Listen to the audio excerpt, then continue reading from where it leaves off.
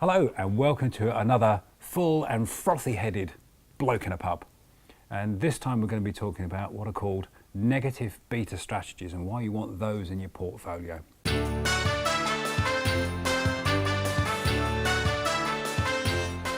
Essentially, the reason we invest in stocks and shares is because they outperform all other assets, and it's the only asset that beats inflation, increases the buying power of your money in the longer term.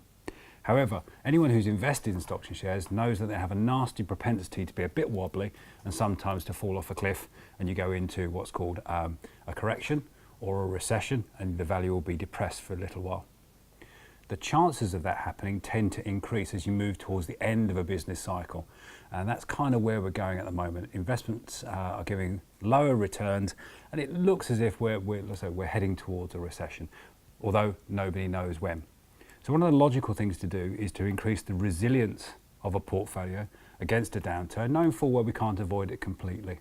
And there's a couple of ways to do it. I've done a presentation talking about gilts, and these are called government loan stocks, and how they behave in the opposite direction to stocks and shares during a downturn. Another strategy you can use is what's called negative beta. So looking meaningfully to camera, one of the things that I hope we do quite well at Higgs Boson is we try to demystify financial services because it has a very exclusive language which is used by people in the industry to talk with each other on a level they understand. Now when it comes to investments, one of the terms that you might come across is something called beta. And beta is the amount by which your investment wobbles when stock markets wobble. Now stock markets typically have a positive beta, that means they tend to go up over time. And if you have an investment with a beta of 1, it means that it goes up by the same amount or down by the same amount as stock markets.